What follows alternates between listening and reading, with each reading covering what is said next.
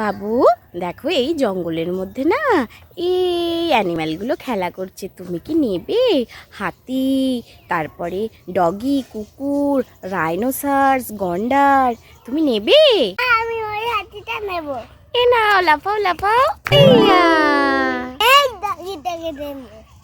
এই নাও, লাফাও। আমি এই গন্ডারটা নেব। এই লাফাও তাহলে।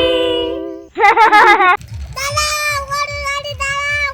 আর কখন থেকে বলছি দাঁড়াও, দাঁড়াও। আমি যাবো, দাঁড়াও।